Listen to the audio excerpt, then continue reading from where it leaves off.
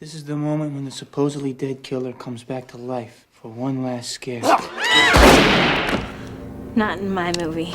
Not in my movie is one of Sidney Prescott's most iconic lines, but what happens when it isn't her movie anymore? The truth is, we'll always miss Scream's original final girl and hope Neve Campbell's contract negotiations smooth out and we see her again someday. But for now, it turns out that a Sid-less Scream ended up being pretty damn great. The sequel to the requel may have botched the reason for her absence, but all of that occurs very early on in Scream 6. And we, my friends, are here to talk about what happens at the end of this chapter of the Carpenter sisters' story and what it all means for the franchise going forward. You're almost here. Find you! It all comes down to the trophy room from hell. Sam and Tara Carpenter find themselves trapped in the decrepit theater that someone has been using as a shrine for all of the artifacts of Ghostface's past. With them is one Kirby Reed, Hayden Panettiere, who seems to be acting just a little odd. This isn't like any other Ghostface. She's turned the theater into the death trap as the remaining survivors planned, but she does seem strangely gleeful about it. Sam and Tara grow suspicious, and it seems Detective Bailey, Dermot Mulroney, had the same concerns as he arrives on the scene, so he and Kirby can have a shouty standoff a la Scream 2's Mickey and Derek. To kill you! You are dead! Dead!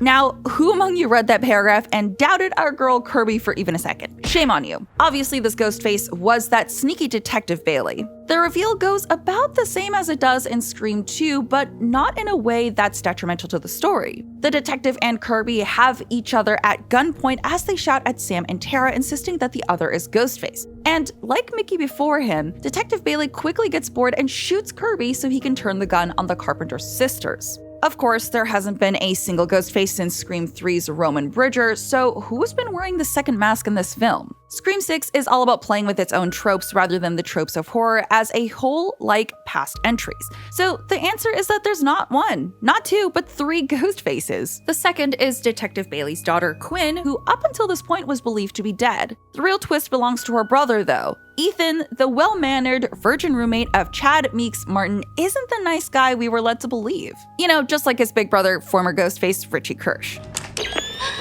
But really was the best choice for the movie. That's right, more Scream 2 tie-ins for you. The Bailey family doesn't just have a surprise third child, it's also not the Bailey family at all.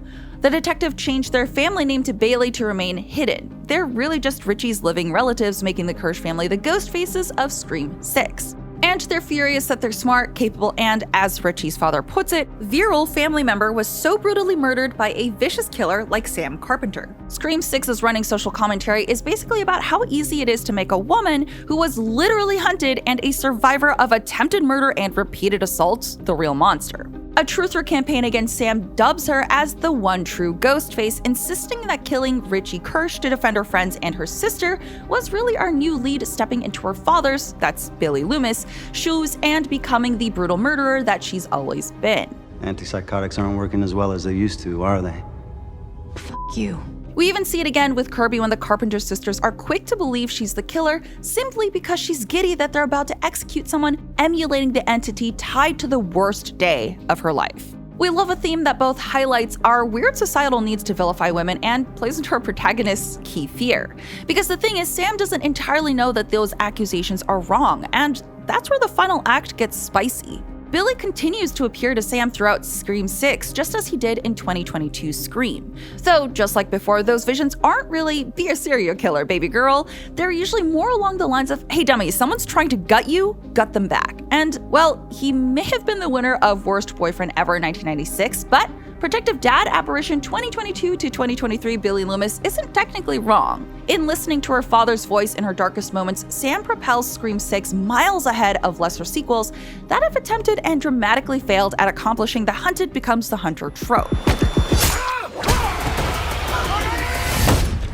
Once the monologues have run dry and Sam and Tara are pinned down, a switch flips and the killer comes out. Shortly after, we see another one of Scream 6's key themes come full circle by way of Sam finally letting go. In her love and defensiveness of her sister, Sam spends much of Scream 6 being the overbearing protector of Tara. All of these moments culminate in a scene in the final act where Sam is forced to drop her sister if either of them are to survive, even if it means dropping her on the waiting blade of Ethan. In letting go, or in Tara's case, allowing herself to fall back into the range of the awaiting Ghostface, both sisters unlock their full stabby potential. Scream 6 sees its core characters get more brutalized than any other entry in the franchise, which is an interesting change of pace in itself already. But it gets even better when they dish it back in kind. Sam does the majority of the killing, but Tara does get a few mean swings in herself. The youngest Carpenter absolutely brutalizes Quinn with a brick and utters one hell of a die a virgin to Ethan before delivering the final blow. He's gonna keep coming after us. Maybe he gets to win this time. But the end of one Detective Bailey is the real coup de grace. The detective's final moment is particularly interesting because it's not a killing committed in defense, but a choice. The film's final act is filled with Bailey insisting that Sam put on the Ghostface mask so she can finally be who she is. In a bid to beat him at his own game, she finally acquiesces in the final moments, chasing him down and distracting him with the very voice modulator that's been used to terrorize her, her family, and a huge number of lost victims. When she finally catches him, Sam delivers more than a few gnarly stabs, but steps back to survey her prey before delivering the final blow. Will she become the killer her father was, that Detective Bailey believes her to be, or does she choose mercy? She's unsure, but a single nod from Tara gives her all the go-ahead that Sam needs. This is because Tara knows that murderer like her father and merciful to the point of idiocy are not the only answers available. Billy Loomis was a sociopath who killed people for sport. Sam Carpenter's just trying to live her life, but she will absolutely slaughter anyone coming for her or any other member of the newly dubbed Core 4. That's Sam, Tara, and the Meeks Martin twins. And so, slaughter she does. And down Detective Bailey goes, along with this weird victim-blaming equivalencies. Oh, and she gets a little bit of help from Kirby. You know, our girl wasn't going down that easily. Before the dust can truly settle, in runs hot neighbor Danny Brackett, Josh Segarra, with the cavalry, half of the NYPD, because plot twist, the love interest neither dies nor gets stabby this time. Sam kicked him to the curb before they locked themselves in the trophy room. He understands and backs off, but it looks like he wasn't willing to let his girl go down without some backup. She didn't need it. Everyone who should be dead is very dead. But the gesture ruled, and it points to Danny for being the first Scream boyfriend who responds reasonably and healthily when the lead gently tells him to buzz off because he could be the murderer. Speaking of reoccurring Scream tropes that rule, Chad continues on as the Dewey parallel in our reboot quills. There was absolutely no question that boy was dead.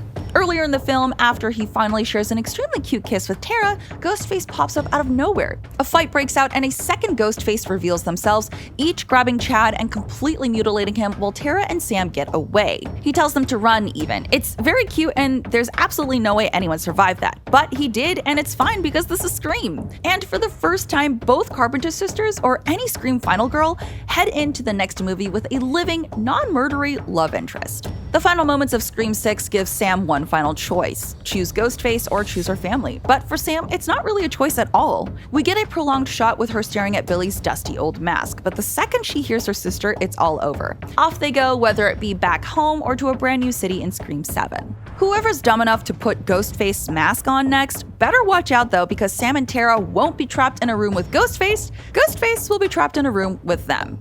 The real question is Stu Macher the final battle of the modern trilogy? Seems that there'd be no better final rival for the Carpenter sisters given that he gets several pointed mentions in Scream 6. And who better to take on Billy's legacy than his deranged and probably still very alive best friend? Oh yeah, and Gale Weathers makes it out alive this time, but just barely. Will she finally change after her closest brush with death yet? Will Stu finally make his triumphant return? Guess we'll have to wait till Scream 7 to see, and yes, there's a post-credits scene. But it's absolutely just Mindy Meeks Martin pulling a Deadpool.